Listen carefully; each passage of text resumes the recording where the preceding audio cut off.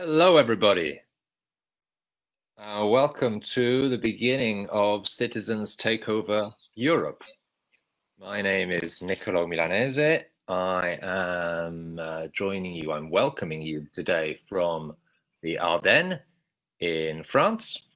But despite my social isolation, I'm not alone in this task. There's Katja with me. Hello, good morning, everyone.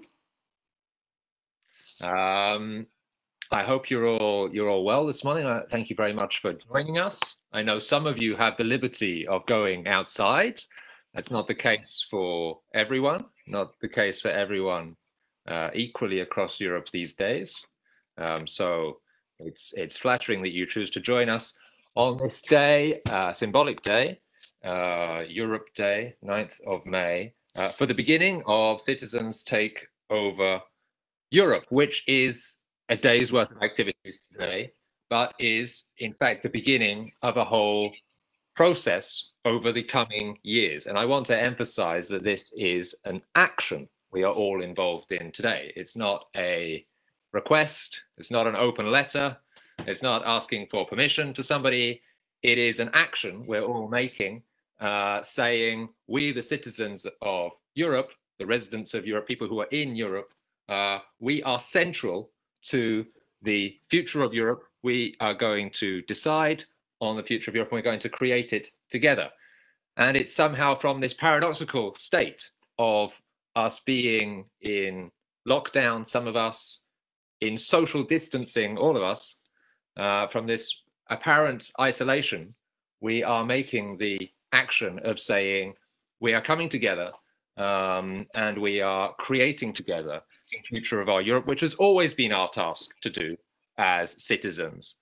But coming out of this latest crisis, or moving through this latest crisis in Europe, we are enacting a kind of paradigm shift in the way that citizens make themselves central to the future direction of Europe. And that is what Citizens Takeover Europe is about. And I dare say that in so doing, we are attempting to recover a little bit some of the utopian energy of those people who through centuries dreamed of Europe as a kind of peace project, philosophers, writers, artists, and others, sometimes from great isolation, or speaking in all humility, associating ourselves with some of the people that were remembered yesterday, the resistance fighters, who often from peripheral positions of great hopelessness, had the courage not only to fight against an enemy, but also to dream and then work to create a united and peaceful Europe. It's that utopian energy that we are attempting to resuscitate today, and we're attempting to reactivate the European citizenry to include as many people in this kind of collective building of our future as we can. Many of us have been involved in that kind of activity for some time. That's how we ended up here. It's not something that started recently. It's something that many of us have come through over the past years. And this is an unprecedented coalition of organizations and people who've been working on our European future over recent years in different ways, whether it be to do with improving democracy, increasing transparency, changing climate politics, asserting the rights of women, defending and advancing the rights of women, defending fundamental rights, promoting migrant rights, calling out for economic alternatives, or in other ways. This is not something that has begun today, but it is today a moment where we're bringing together a lot of these actors into a common process and welcoming, we hope, many, many more people and other actors. Maybe Katja, this is the moment to say something about what brought you here. Yes, it's really nice to see that we already have loads of attendees watching us. As Nicola just pointed out, we do believe in the power of coalition building. if we want to change something, we have to get organized. The days of everyone muddling through individually, they are over. What we need to do is we need to form alliances. We need a progressive European alliance of civil society, politics, science, and culture across party and national boundaries. Only in this way we can be the missing pro-European counterweight in the discourse on Europe's future. And we are more than happy to welcome you all to our coalition. Last year, in the run-up to the European elections, I think there have been many of you taking part in the One Europe for All demonstrations with more than 200,000 people all over Europe in more than 50 cities. Well, today we can't be on the streets, but what we try to do is having this experiment of having sessions organized from loads of different organizations and initiatives all over Europe. And just to give you a short introduction on who actually is the Citizens Take Over Europe coalition, I'm just going to name some of the coalition partners. It's Alliance for Europe. It's Another Europe is Possible, Bundesnetzwerk Bürgerschaftliches Engagement, CitizensTakeOverEurope, Democracy International, European Alternatives, European Civic Forum, the European Democracy Lab, European Women Alliance, Humans, Mehr Demokratie, New Europeans, the ECI campaign, Eurotopia, the Good Lobby, and We Move Europe. And we're very happy to see that there are loads of supporters that joined us in the last weeks. As you, I think it's important for you to know that we just had our first meeting. I think it's about a month ago, and the last month we tried our best to get all these different partners together to make this day happen. I'm gonna give you just some technical information you need to know. As you can see, I'm the host of this session at the moment. I welcome you in this room A. Today, as I mentioned, this is the kickoff. All sessions are broadcasted through 4 different channels. Right now we're in room A, but we also have room B, C, and D. They start at 12 o'clock. It's just like in real life. If you want to go to room B, for example, you just have to leave this room and open room B. It's like in a normal conference, and you have to open doors and close doors. As I mentioned, it's an experiment for us as well, and we hope everything is going to fine. One more thing, this session is live streamed on Facebook. So everyone who's in panelists, like right now it's Nico and me, we are the one who are seen. Everyone who's just attending, you're not displayed, so you don't have to be worried about that. We have different options. Since I'm the technical host for this room, I'm also the timekeeper. And I'm trying to make my best to give us all a nice and smooth environment. Probably many of you haven't used online conferences tools like Skype, Zoom, Jitsi before the Corona crisis on a daily basis. I think many of you got more or less used to it. We've been using it for some time now. I'm just going to give you some introduction to the WebEx from Cisco, who sponsors us. Because the good thing is we can have more than 1,000 people in the same room at the same time. Right now we are around 80 people, so people are coming in. It's really nice to see that it's working. Yes, if you are a panelist, it's like you go onto the panel, you just speak and make up your thoughts. At the end, every attendee, of course, can write in the chat. I think there might be some people who already done that. I'm gonna just post to you all the program of this room for the whole day. So now you see that we are at 10:30 in the opening, and at 11 we start setting the scene. Citizens speak out during the crisis, and then we continue. If you have any questions, write it in the chat or write it directly to me, and we try to figure that out. But so for now, it seems as if everything is working quite well. Okay, there's some basic rules of conduct. The chat will be moderated. Attendees that will post hateful or discriminatory content in the chat, they will be expelled. The session holders of each session, we have 35 sessions today, they account for the content of the event. And as I mentioned, everything will be live streamed on Facebook. So all 4 rooms you can see on the Citizens Takeover Europe Facebook page, and also on our coalition partners Facebook pages. Sessions are usually about 50 minutes long, because we always have this short introduction as I'm doing it right now. Then it's going to be a little bit shorter. so that everyone feels comfortable and know how this is going to work. I think that was it for now. Nicola, what do you think? Shall we show our movie?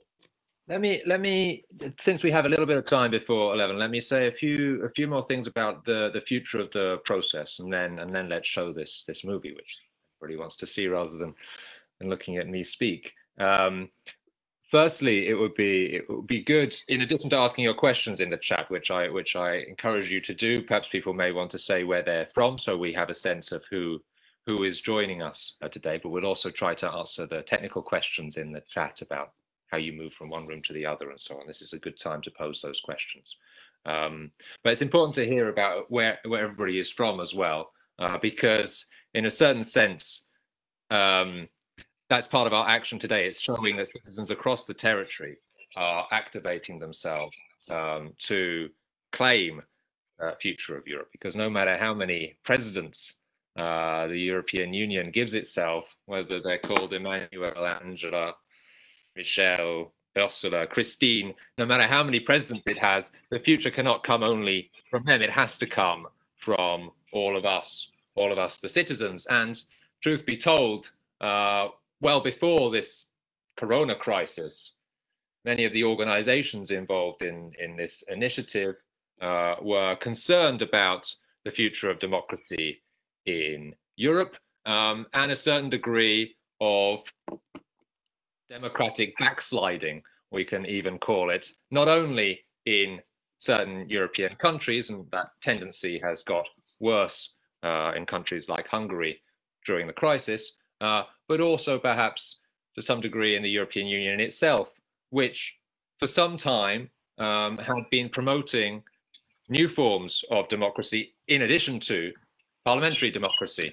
If one thinks of the European citizens' consultations, for example, between 2007 and 2009, or before that, what was called the Meeting of Minds, the European Union had been taking an interest in participative forms of democracy. But the latest plans to talk about the future of Europe, and today was supposed to be the beginning of an official process launched by the European institutions of reflecting on the future of Europe. Those plans, to the extent that they had been discussed before the health crisis arrived, were once again relegating citizens to a rather marginal and accessory role in a process that would be dominated by governments and elected officials.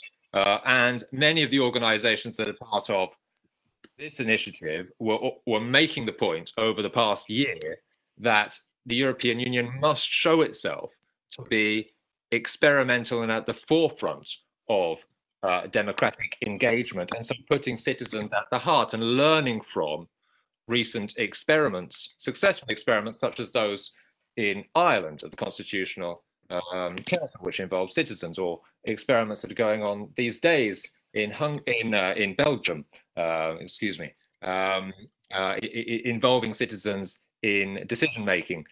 Europe has been, as it has been throughout its history, a kind of space of democratic innovation, but that democratic innovation was not reaching the European institutions to the extent that it should have been. Now, inside the European institutions, there are many people who agreed with us, and some of those people will join us over this day to discuss about how we can ensure that citizens are at the centre of the discussions over the future of Europe. But we have to acknowledge that those people were not always in the majority, and that national interests, national vetoes, and governments guarding their prerogatives in recent years have got in the way of Europe really opening itself up to citizens' engagement. And that's the reason why today we're starting a process of citizens claiming their space and coming together in a way that they cannot be ignored. And so what we plan is, over the coming 2 to 3 years, to build a citizens' assembly, which is inclusive, which includes many different kinds of actors, different kinds of civil society organizations from throughout the territory of Europe. That's something that is not easy to do. It's not clear how it should be done. It will not be built all at once, I dare say, or according to a single plan. It will be something we experiment with over the coming 2 years. Today is the beginning of a conversation publicly about how to do that. There are various sessions today about how such a citizens' assembly could look. But today will definitely not be the last time we speak about it, and we already have a date for the next time we will come together, the 1st of July, which is the beginning of the German presidency of the European Union. We will have another public conference. We'll have to see in what conditions. Surely part of it will be online. There may be some physical component as well, where we will talk again about how to make a citizens' assembly process over the coming 2 years, with hopefully even more civil society organizations and citizens. And we're going to invite you over this day to send your ideas, your plans, your aspirations for such a citizens' assembly. And on the 1st of July, we'll come together again and fix the beginnings of a plan to roll out over the coming 2 years. And so today is the beginning, as I said, the beginning of us acting together at Citizens Takeover Europe. And so we're thrilled that more and more people, as we go through this introductory session, are joining. I think now, having said that, may be the time for our video, Katja. A very quick remark. I just posted the links to the other rooms because there were several questions. So now you see it. Just so that you know, the rooms B, C, and D won't start before 12. So you can just stay with us. And now we're going to show you our video. A second, I just need to open it. Okay, so we hope you get a glance of what we're going to do. Just one more technical aspect, because there were people asking, why do they only see themselves? You only see yourself in the attendees list, but there are almost 100 people watching right now. This is normal. So don't worry about that for the moment. Just to let you know, we're gonna start soon with the 11 o'clock panel. So we're just gonna make our attendees who are watching now, Timothy Garton Ash, Lorenzo Marsili, Ulrike Gero, and Jasmine Ouai panelists, and Martha Luther is going to moderate through the session. So now everyone is in the panelists. I hope everyone can see that we have Lorenzo Marsili, Marla Luther, Timothy Garton Ash, and Ulrike Gero. And where is Jasmine? We ran us off there. So well, I welcome you everyone. I would just hand over the presentation role to Marla Luther to introduce the panel.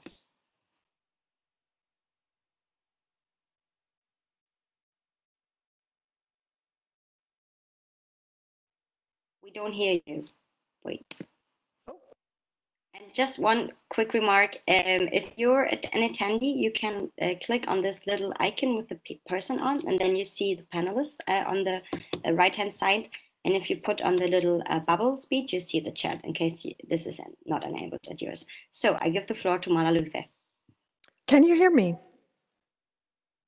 Okay, wonderful. Thank you very much, Katja. I'm Marla Luther. I work at the European Democracy Lab. I'd like to give a very brief introduction to our panel, which I'm so excited to have because all of them are very passionate Europeans. That's what we all share on this day and always. So very briefly, we are joined by Ulrike Gero, who's the founder of the European Democracy Lab. She's a professor of European political science at the University in Krems in Austria. We've got Jasmine Ouai, who is an activist for women's and the rights of young people and people with migration backgrounds. She recently received the Young European of the Year award and also received an award for Young European distinction from the European Commission. We have Lorenzo Marsili, who's joining us from Palermo. He is one of the founders of the European Alternatives, which is one of the organizations hosting this event. And he's a philosopher in his own right and a sinologist. And he's an author, together with Nicolo, who introduced us, of a book about how to save Europe from itself. Finally, we have Professor Timothy Garton-Ash on the panel, who is a professor of European Studies at the University of Oxford and is known to, I'm sure, many of you as a publicist and a thinker and an activist on recent European affairs and history. So the idea of this whole event today is to put the citizens in the forefront of the discussion about what's happening to the European Union. And that's why each panelist has brought a European to this group who he or she will introduce to us in the form of a film. So what I will do is I will ask each panelist to tell us who they've brought with them. Then the film will be shown, and afterwards in the panel we will discuss the film that was shown and encourage people to also ask questions if they would like to. So given that today is also marks, or these days also mark 75 years since the end of the Second World War, which destroyed Europe and created the conditions to rebuild in a collective form, Ulrike Guiraud has brought somebody who I think would be perfect to kick off. Ulrike, why don't you tell us who you brought with us? Who you brought with you? Hi, I'm very pleased to be on this panel, and I brought to you Mr. REIMAR KIRCHHOFF. He is 93 years old. He has been in the war. He has been a prisoner in Russia, and he has been hungry. So he has a real war experience, and that's why I brought him.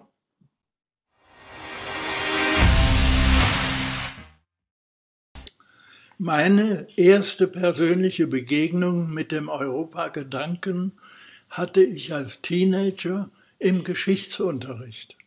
Ich erfuhr, dass Karl der Große im 8. und 9. Jahrhundert unserer Zeitrechnung nach dem Vorbild des vergangenen Römischen Reiches ein erstes europäisches Gebilde vom Mittelmeer bis zur Nordsee zusammenführte. Meine eigenen Kriegs- und Kriegsfolgeerfahrungen schärften in mir ein gespanntes Interesse für jede spätere Entwicklung in Europa. Europa enttäuscht mich permanent wegen seiner Unterteilung in viele uneinige Staaten mit unterschiedlichen, zum Teil korrupten Systemen.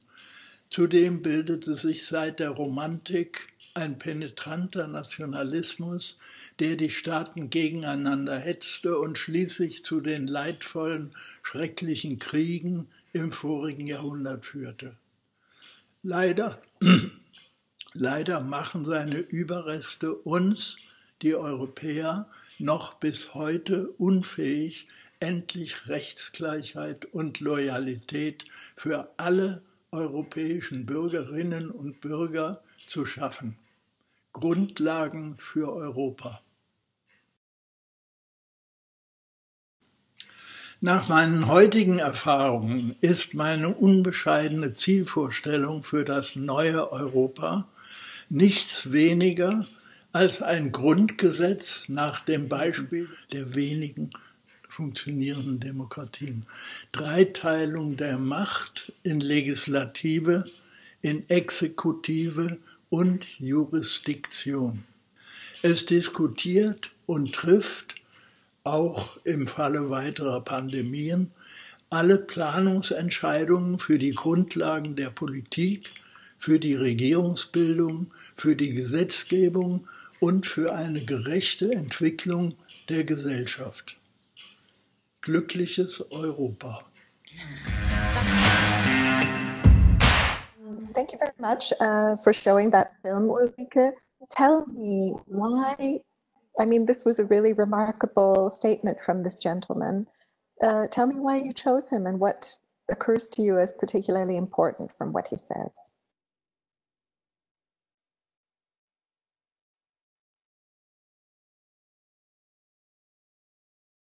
Liked him actually, but then he came and said, you know, you're missing the peace component. I mean, I've been in war, I've been in Russian prison ships. So the peace thing, because we are always into the citizenship discussions, you know, more functional arguments, And I brought him in to get that generational dynamics, to get this transfer from an old generation and their experiences to what we are doing today, and to give us the reason for the necessity to really build true European citizenship and to combine the peace argument with the citizenship argument. That's why I brought him.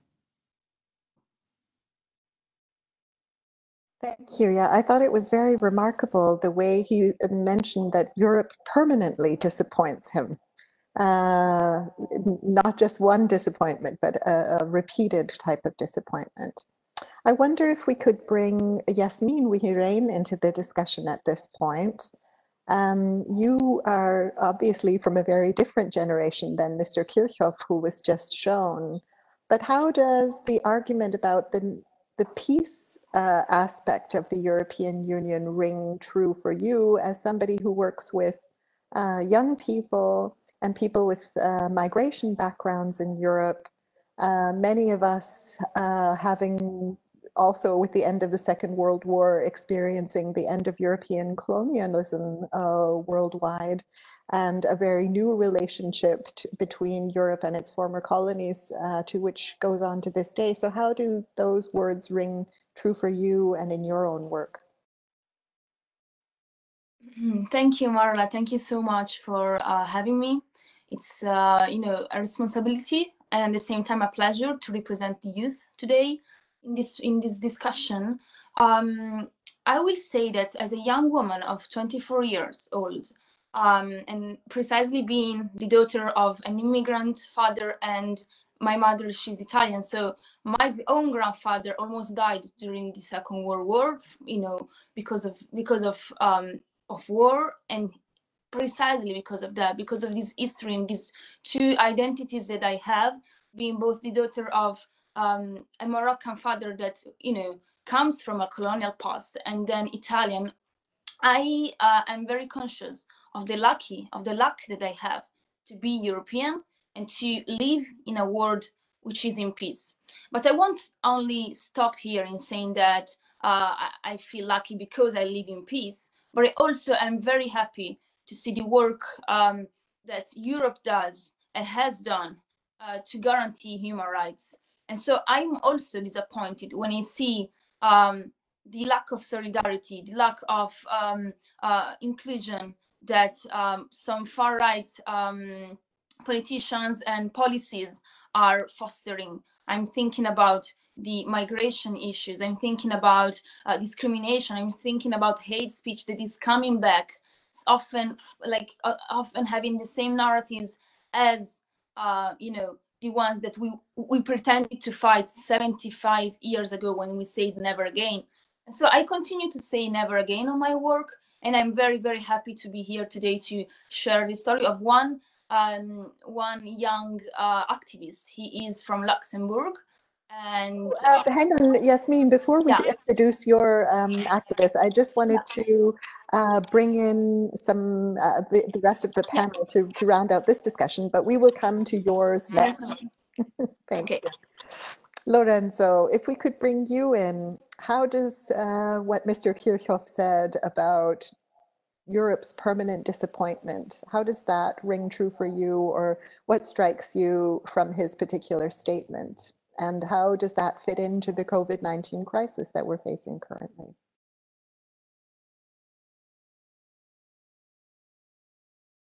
You have to go off mute, Lorenzo.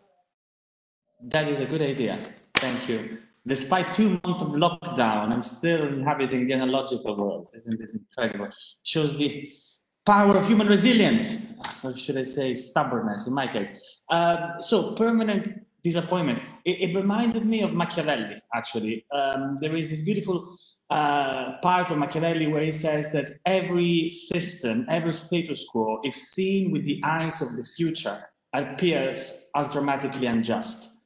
And the task at hand is to act through means that might be perceived even as illegal or illegitimate within the present time, to advance our historical gaze and address the injustice that any present will always and ever contain within itself. And so there is this point of being disappointment in order to process a historical acceleration and a historical overcoming of an injustice. An injustice is always already amongst us. The way that I would connect us to COVID-19 is perhaps with a warning. There have been a lot of metaphors connecting the fight against COVID to World War II or to a war more generally. And I think we need to be a little bit careful of not falling into the trap of apocalyptic thinking, of imagining that somehow it will be a great catastrophe that will solve our inability of transforming the European Union into an equitable, just system and political union for all. It is not going to be a catastrophe that will save us from our own political responsibility and oftentimes our own political impotence in dramatically transforming the European Union. The task at hand is ours. We cannot wait for an event such as World War II to perform a tabula rasa from which we can start again on the ashes. Those ashes risk to be extraordinarily bloody, and our task is precisely to avoid that a catastrophe propels us towards the future. We need to be the actors of that future ourselves, and disappointment is a very important tool in this. Thank you very much. How about you, Professor Garden-Nash? What occurs to you when listening to the words of Mr. Kirchhoff?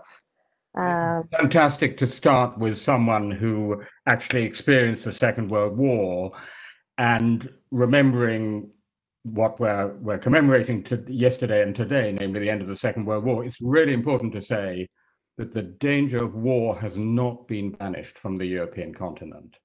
That's a dangerous West European myth. We had a terrible war in former Yugoslavia not so long ago. There is still a war going on in eastern Ukraine.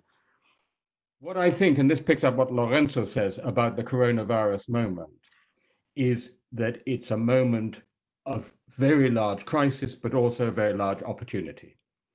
So it is entirely plausible to think that this moment could actually catalyze a process of disintegration in the European Union. After all, the first thing we saw was lots of countries reverting to the nation, closing their frontiers even to other EU citizens, talking only about the national solution. Neither Merkel nor Macron mentioned Europe in their first addresses to their own nations, not to mention the wider global context in which this is actually catalyzing a new Cold War between China and the United States. We're going to have an economic pandemic that's going to follow the medical pandemic. And if Europe doesn't do a great deal to address it in the right way, we could have a much worse future. On the other hand, and here I'm with Lorenzo, and here is why I so much support the citizens' takeover, we can also seize the opportunity to make it a kind of post-1945 moment. And that's, I hope, what we can talk about. One last comment, because I'll say some more about how I think we should seize this moment. The one thing I don't think we should concentrate on is what REIMAR Kirchhoff talked about at the end, which is a new Grundgesetz, a new constitution for Europe. This is not the moment to be talking institutions and constitutions for Europe.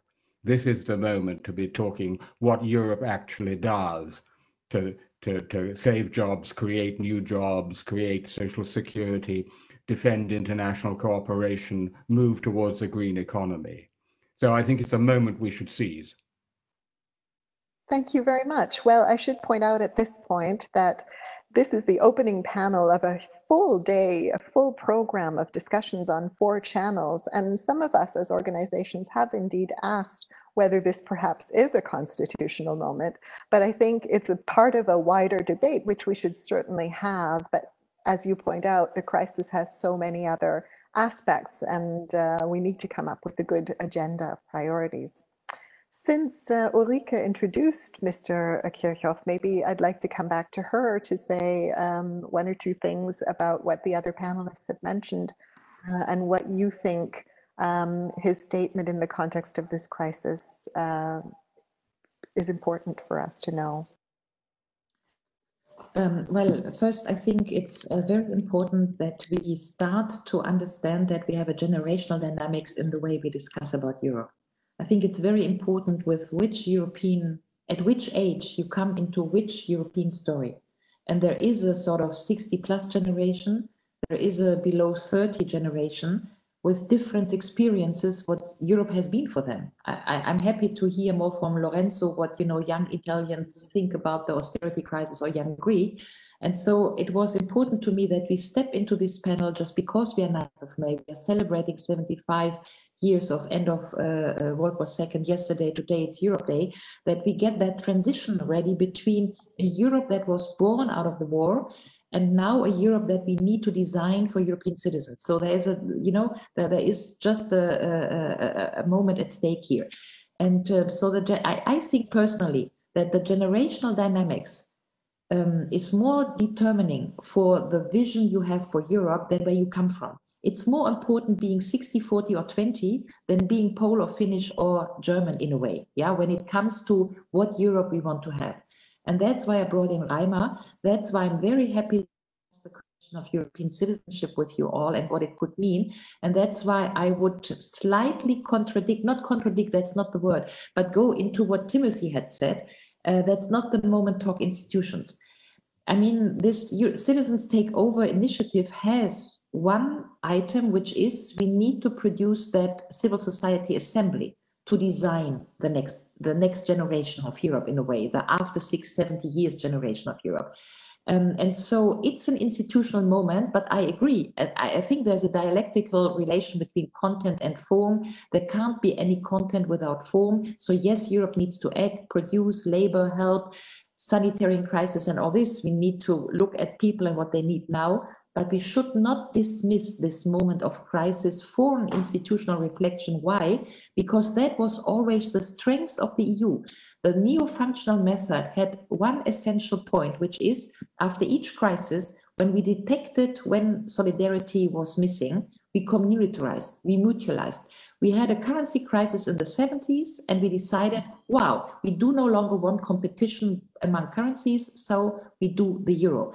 And so I would not like us to dismiss the institutional necessity, and I think Lorenzo hopefully agrees with me, but that we take also advantage of the citizens' momentum this time and we go for that citizens' assembly to create something which we can build on. Well, thank you very much for bringing up the point about the generations. And I think this is an excellent time to move to Yasmin. We have seen that we have in those countries badly affected by the virus, very low confidence rates in the European Union. We have almost majorities in Italy of people who say that they're fed up with the EU, which is a very worrying statement. And I think, Yasmin, I'd like to move to your generation, and maybe you could give us a brief introduction of who we're going to see. And after the film plays, I will ask you why you chose this person to show to us today, to introduce to us today. Definitely, thank you.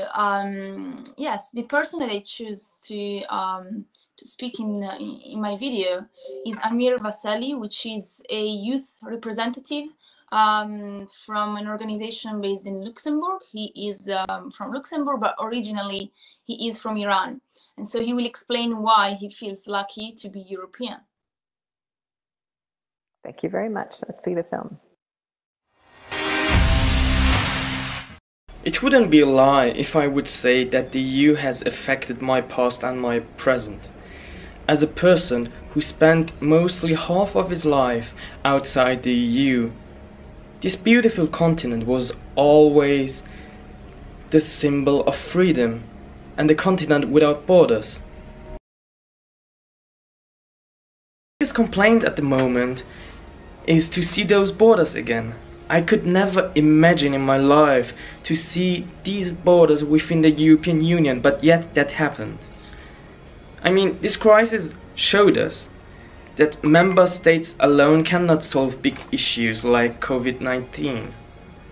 That's the reason I'm asking political stakeholders in the European Union, but also in our member states, to have the courage and to start discussions about enlargement of EU competences in health issues.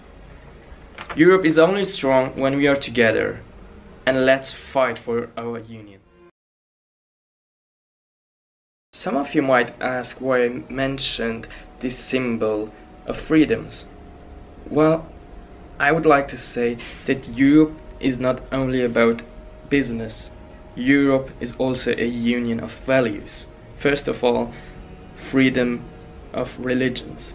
I mean, Europe is for sure one of the only places on earth that people will accept you no matter what you believe in. Secondly, freedom of political views. In my home country where I was born, it wasn't always that easy to say what you think. It wasn't that easy to not follow the mainstream, and people would treat you differently if you had different opinions. That's the reason why I say we are more than an economic union. We are a union of values, and we should keep this so. Thank you very much, Yassine. That was a great film. Tell me, why did you invite Amir to be your citizen that you introduced us to? Definitely, thank you. I decided to give him this opportunity because he has a strong message, especially coming from a country where he doesn't have enough freedom of speech and of thought, and of, you know, even just of movement. I mean, in Iran you can't even go to, you know, travel abroad as much as we do in Europe. So reminding that, and also reminding that he, as an immigrant, first generation immigrant, he is contributing positively to the society where he arrived. He is, as I say, the youth representative for an organization in Luxembourg. And so I think that it's symbolically representing many young people that are often, you know, they are often forgotten when we talk about migration. We focus, you know, on media, on political discourses. When we talk about migration, we have this image of people coming by boat to the Mediterranean and just, you know, arriving and seeking rights. But we also have another side of the story, which is the positive and successful stories of immigrants and immigrant sons that contribute positively to our society. And yeah, this is the core of my commitment. This is the core of my work, and I'm happy to share this message with you. Thank you very much. Yeah, he raised a point which I think rings true for so many of us, how sad we all felt to see borders closing in the context of this crisis. And I would like to bring Lorenzo in on this point. You are sitting in Palermo right now, which is part of the continent where we're seeing a lot of folks trying to come in. So what does the whole notion of overcoming borders, like what does this crisis tell us about a process that was going on before this started, and now the border situation within Europe, which I think many of us feel very brokenhearted about?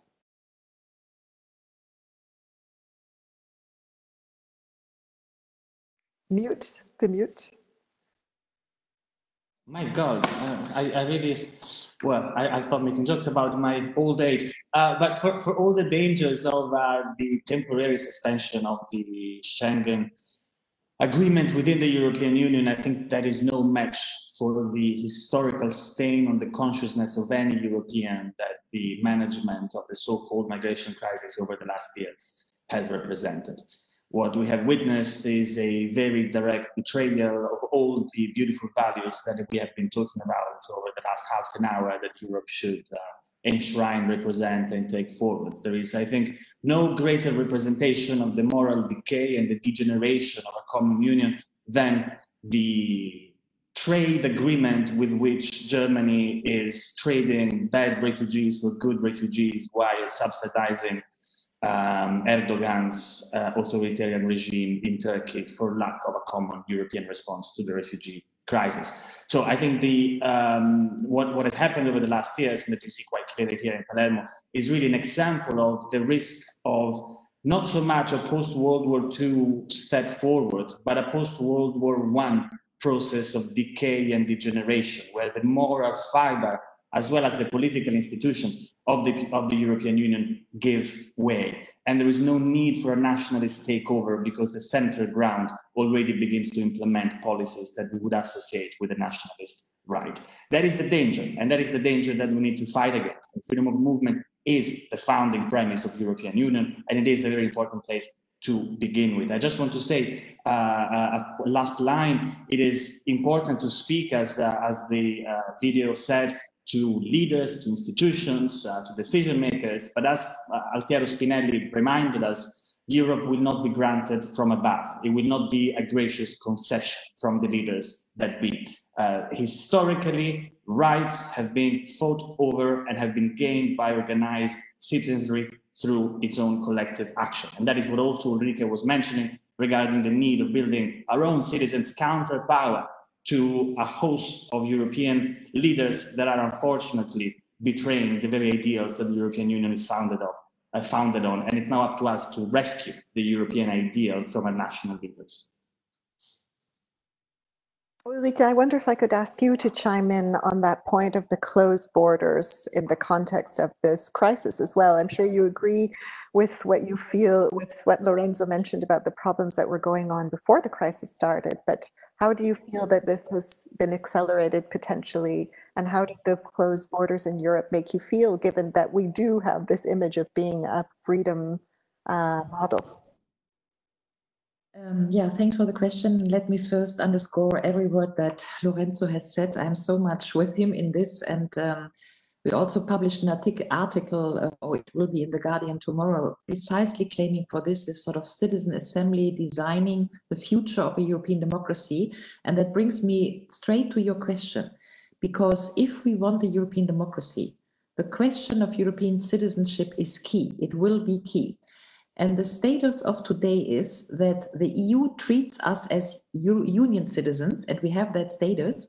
But in the eyes of the EU, we are only citizens in terms of consumers or if we are employees. And then we have now discussions about opening of borders, whether the Polish employees can come to Austria or Germany to pick our asparagus. Yeah, but I have, for instance, 2 sons sitting in Paris, and I'm not allowed to go to the. I can't see my kids. And I'm with 20 million other European citizens who have either their home or their work or a loving person across the border and cannot pass the border if they don't have that passport of that country. I would have never imagined that me as a German mother cannot go to my kids who happen to have a French passport. So, and it brings us straight to the question of the General Assembly that Lorenzo was claiming for. It brings us straight to the notion of what a citizen is. And I would like to quote Pierre-Rosan Roland, French sociologue, who said that the sacred of citizenship, le sacre du citoyen, is voting, access to the social, and taxation. So the EU does not treat us as full citizens. We are only equal in front of the law when it comes to being consumers or when it comes to being employees. Then we share same and equal rights throughout the territory of Europe. But in essence, we are still British or Italian, Slovenian, Irish, Portuguese, or German citizens. So I think the politicization of European citizenship is really key. And I think the 2 topics are linked, the citizenship question with the assembly question, with the democracy question. Professor Garton-Ash, this must sound very funny to you since we're in a post or middle in the middle of the Brexit process. But what are your 2 cents on what's been discussed and on Amir's film? I want to say, Yasmin, what a fantastic video you found. Amir was just terrific. And the thing that I really resonated with me on it was his emphasis on freedom, because freedom is such a core part of the European story.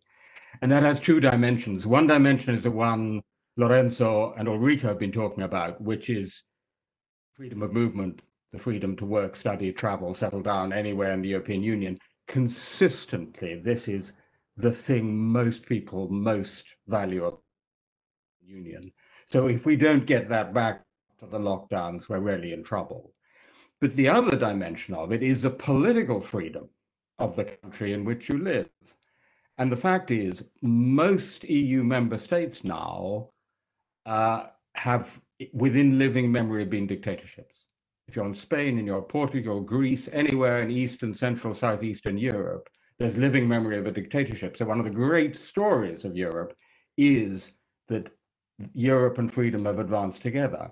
The problem is that we now have a dictatorship, which is a member state of the European Union. I repeat, a dictatorship is a member state of the European Union. Jean Monnet famously said, you can have a dictatorship somewhere in Europe. That's possible, he said, but you can't have a dictatorship inside the European community.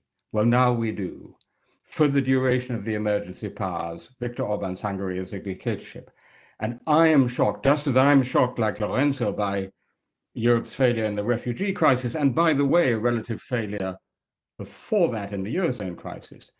I am shocked by Europe's failure to do anything about the fact that while Hungary has been a member state of the European Union, it has ceased to be. That is beginning to threaten the entirely European Union. So I think the message of freedom from AMIR has a really major consequence, as we have to get serious about making sure that all member states are themselves democracies. Thank you very much. Before concluding with the AMIR's film, I wanted to just briefly bring it back to Yasmin. How does, in your world, the European Union look right now to the people that you're working with? And given that we do have this image of being a free beacon in the world, how have we suffered? Look at how the Italians themselves are polling about their confidence. I would first of all like to echo what Timothy said, just because not only Hungary is, scaring me, but also many other countries. I'm thinking about countries that are questioning the abortion right, countries that are questioning, rights that for a long time have been guaranteed. Even just the fact of having in my own country of origin, not now, but just a year ago, a Minister of Interior that was violating openly human rights, that was also denounced by the United Nations. It was terrible. Of course, from Italian people, there is, I feel like Italy, and I'm worried because I feel like Italy is paying the price of division in Europe. First with the refugee crisis, where there wasn't solidarity. They've been completely left alone in this crisis by Europe, and so we have arrived to certain policies that aren't in line with our values. And again, we come back to the need for action and not only beautiful words. But also, I'm afraid because we are in a crucial time, as the other panelists mentioned. Either we seize the opportunity, or we will face many challenges for the future of our union. Because yes, young people, and especially Italians in general, citizens, they don't feel supported by Europe. There is much discourses against Europe. And then I'm also happy to talk about France, because it's the country where I live since 9 years. And French people, they don't even feel enough satisfied with the policy of the government. There is a crisis going on since more than a year, but especially in underprivileged areas of France, I can tell you that there is a tremendous inequality that we're facing now in the response of the crisis, in the way people are affected by the crisis, but also in the future of the post-COVID-19 period. How we will be able to guarantee fair jobs to young people and to vulnerable communities in Europe. That's my main concern. And just to reply to your question about whether how do they perceive themselves, the minorities, the immigrant sons and daughters, I founded We Belong, which is a platform that gives a voice to these young people. And today, many of them from all over Europe in our channels are sharing their story and saying why they feel lucky to be European. So I encourage everybody to watch out our Instagram stories. And they say the questions, the notions that come a lot are the Erasmus programs, are the freedom of traveling, speaking different languages. So my generation, at least the people that I'm in contact with, many of them are happy of being European and lucky of, being multicultural, but they are also concerned by the future of Europe and solidarity. Thank you very much, Yasmin. I think that's a really important point for the framing. I'd like to move on to Lorenzo's citizen at this point. Lorenzo, tell us who you've brought, and after we show the film, we'll talk about why you've brought this person. Yes, I think we're going to listen to Isabella Anna Moren, whose personal history, whose contradictory relation of angst and passion towards Europe, I think really represents the fragments of a lover's discourse on Europe that we're all writing together today. Excellent. Let's see the film. My name is Isabella Anna Moren. I'm a writer and curator, let's say culture worker across the spectrums, currently based in Palermo. I have one specific European moment I can share with you, but the most personal, certainly in my life. I was born in Poland. I grew up in Germany, in Berlin to be specifically, then spent years working and studying in London and in Amsterdam, and now I'm a resident in Sicily. And lots of my friends ask me, why do you still have a Polish passport? Why didn't you take another one? And it's not that I don't see the benefits, but my idealistic approach had always been that we're all the same in Europe. So why would a different passport change or matter anything at all? Well, I think they all follow on from each other. I don't think anybody has only one, but let's start with the friction. We have seen Poland, we have seen Hungary diverting from the democratic order, and therefore, in a way, from European ideals for quite a long time now. We have seen virtually no action regarding these things from the European Union, which has led, I think, to a loss of futurability. What is the future of Europe? What do we stand for? What do we want to cultivate?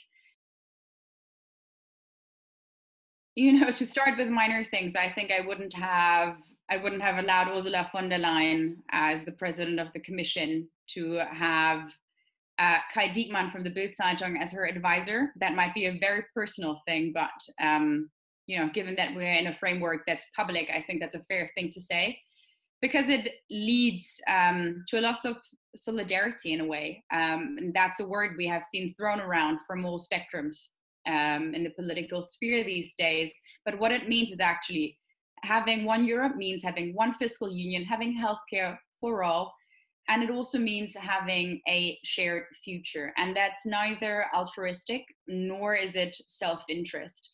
What COVID-19 has taught us rather beautifully, and I don't dismiss the tragic, but it has taught us that we are inseparable from the other. We are only as healthy and happy as our neighbor is. And if Europe, as one of the strongest unions in the world, cannot demonstrate this, I think we have a real problem.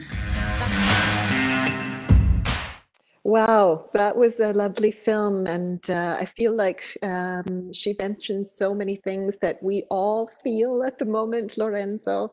It's amazing to hear the comments of these various citizens talking about things which I believe each one of us has thought, but has never heard a politician in the last 6 weeks articulate. So tell us why. I'm sure there's many reasons, but why did you invite this person to speak on as your citizen?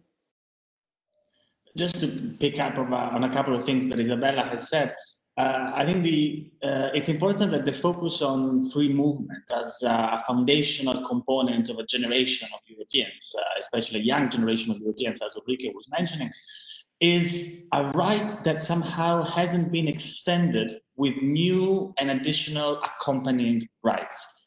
We have a European citizenship to the extent that we can move freely, with some exceptions, from one country to another. We don't have a common European citizenship because we have a common social safety net that equalizes the pension or unemployment rights of a Spaniard, a Greek, an Italian, and a Pole.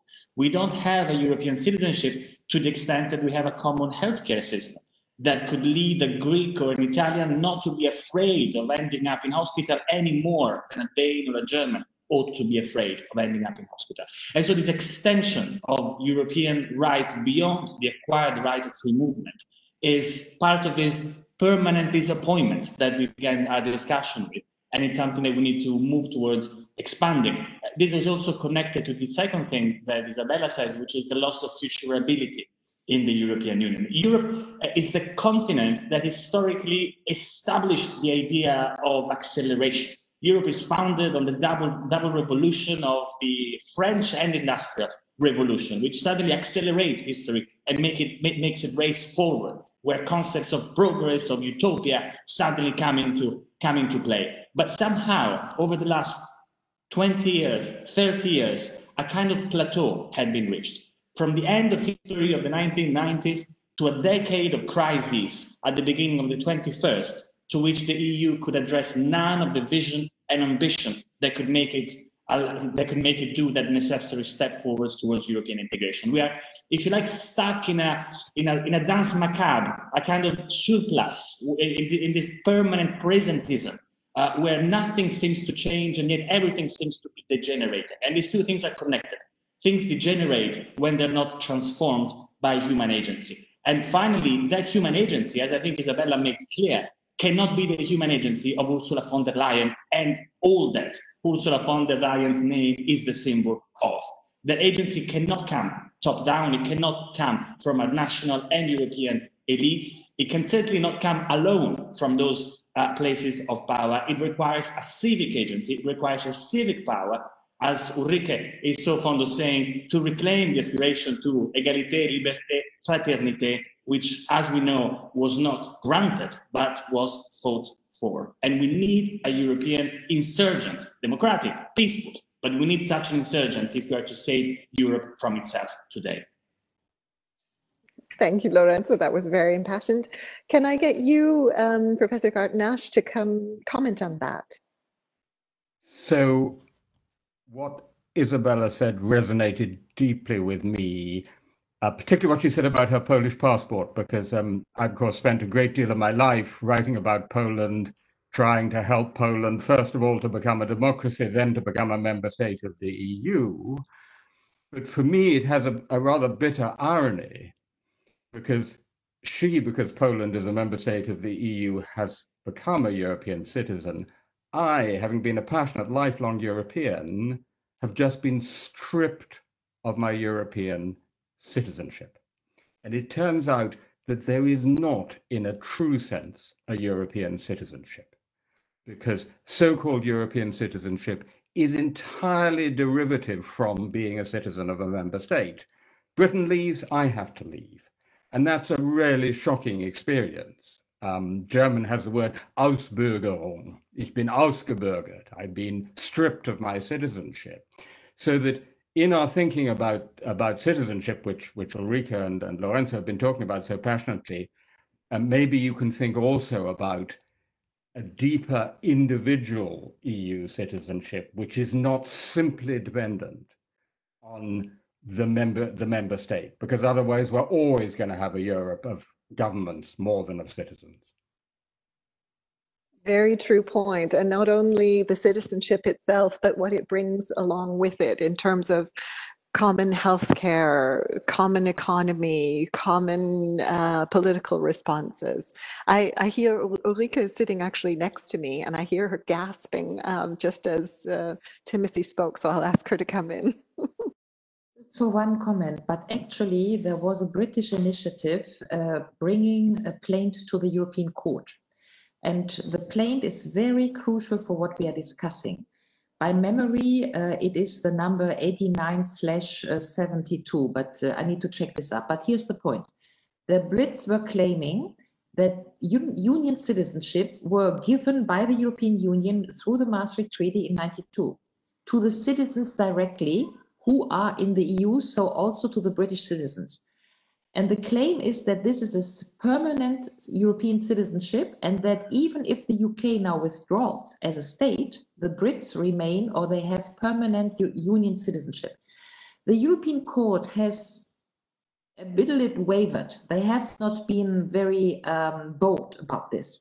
But I think there is a gate open for a legal point here to make, and I hope that we can win that story, that this British initiative claiming for permanent status has a door open to what we should be claiming for, which is European citizenship on equal footing as permanent status for all European citizens having their feet on the European territory. There is another very important thing. European Union citizenship is for those who have the passport of an EU member country. And that speaks to many of those who are living in the EU, but as Turks or Moroccans or Algerians or Ukrainians who are in Poland, but they, by definition, are not citizens of the European Union because they do not have a passport of a country of a European Union. So I think we should do two things: give permanent citizenship to everybody who has the feet on the continent, including the Brits, and it's not the state who determines about this, but also give European citizenship to those who are third country carriers but living in the European Union. Thank you, Ulrike. Let me bring Yasmin into this now, because like Isabella from the film, you speak multiple languages. You've lived in so many different jurisdictions in the European Union. So what's your take on that particular citizenship topic, also from the perspective of the folks you work with? Definitely. Thank you. I think that, you know, I've been able to benefit from the Erasmus program. I was just living in the Netherlands before coming back to France for a lockdown. But we are extremely lucky to have the opportunity to move freely as Europeans. And at the same time, I would not want to see this ending like we are seeing, for example, the Brexit. And we don't really know what's the future of this relationship which is between the UK and Europe. But on the same time, we have also to keep in mind that we are the Erasmus generation, but we are also the generation that faced first the 2008 crisis, which led my family, for example, to move to another country from Italy to France. And then we are the generation of COVID-19 now, which it's a crisis that we are living, but it's a crisis that we will pay the price in the first place, right? So we need to make sure that the European Union builds a strong response where young people's rights to education and fair jobs and, you know, the risk of precarity are being tackled inclusively. Yes, citizenship is something that it's a right that I would say, for example, talking about Italy, you know, people that are born in Italy or that are, you know, that have different roots, but come to Italy when they are 1 or 2, they are still facing many difficulties to getting access to citizenship. There has been different, you know, initiatives, proposals, laws, proposal to change this law that doesn't guarantee the right to citizenship to Italians, you know, to young people raised in Italy since the age of 1 till the age of 20 or 19. They have still difficulties to getting access to the citizenship because of revenue, because they're poor, or because they're not, you know, they're not given the opportunity to. And so I also call for this to change in Italy. Because that's a guarantee, that's a right that we are not giving to young people. Thank you very much, Yasmin. We have one more film to see, but before we dive into that discussion, I wanted to encourage all of the attendees, if you have any questions, please enter them into the chat, because we want to make sure we have the opportunity to have your questions asked as well. So let's go on to our last film, which Timothy is going to show us. Timothy, who have you brought to introduce? A little background to this one. This is actually a video that was made for a project I'm leading at Oxford called European Moments. which precisely is saying, as many of you have been saying, we've had far too much of middle-aged men in suits from Brussels, top down, center out, telling us what Europe is. This reverses the gaze, and what we do is to ask ordinary Europeans what their European stories are, what was their formative European moment, what was their best European moment, what was their worst. By the way, anyone who's listening, we have a facility to interview yourself during lockdown, europeanmoments.com, so do come onto the site. And this is the first one we got, and it's from Annie Kachatrian in Armenia. And I might add that your initiative also has a session coming up on this channel at 1 p.m. if anybody would like to learn more, but let's see the film first. Wonderful, thank you very much. So Professor, tell us, why did you invite, or why did you choose this video from your project to show us? Because it's really important to see the EU through the eyes of Europeans who are not in the EU. Perhaps that's a particularly British thing to say at the moment, but I've been saying it for years. And, you know, George Orwell said once, from inside, everything looks worse. I think is a fairly universal truth. From inside, everything looks worse. So from inside the EU, we see all the problems, but I think Yasmin will confirm too that actually people nearby, it remains overwhelmingly attractive. It's the only empire in history which most of the people around it want to join. And so I thought it was important to have that voice. The other reason is because she starts talking about the COVID virus moment. And I hope we'll have a few minutes to say how the EU should actually try and turn the crisis into an opportunity, because I think that's the most important thing at the moment in the next 6 months, that we citizens, in spirit, if not legally citizens, can actually say to the political leaders of the EU. Great, I see that we're getting some questions in, but before we move to those, I wanted to ask Ulrike, you've commented many times about how Europe seems to fail at learning from crises. How do you think this time could be different? Well, I think it could be different if we get, and this speaks to what he, and may I mention at this point that he carries the Karlspreis, yeah? It's very important that we merge or fusion somehow an old EU establishment with this new generational and citizens dynamic. And that is what I would call a transformative process. Let me mention that why we speak, why we are dreaming of this new democratic, citizenship-based, equal Europe. We have still a German Constitutional Court decision that runs more or less openly against ECB and against the European Court. So we have really power games in the system, in the sort of old classical EU system. And we as citizens, I feel like we are sitting in a parallel universe. We are dreaming all of this citizenship sort of, but still Brexit is happening. Still the Bundesverfassungsgericht decided against this purchases of ECB and so. So I feel increasingly, since quite a while, that there are two parallel universes. There are all these European citizens, the young ones, Yasmin, Isabella, all these people we see talking across the union, sort of the young generation, dreaming from sort of a different European world. But we see a system which has these power struggles as there have been never before.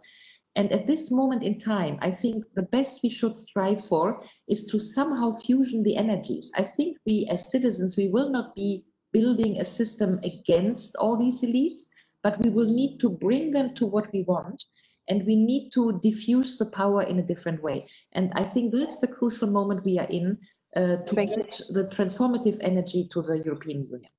Thank you, Ulrike. I'm really sensitive to the time, and we have a question here in the chat from Noemi.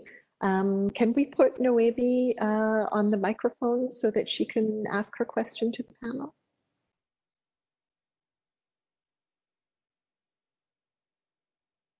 Noemi Fabrik.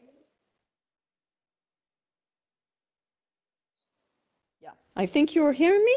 Yes. Yes. Okay. Good.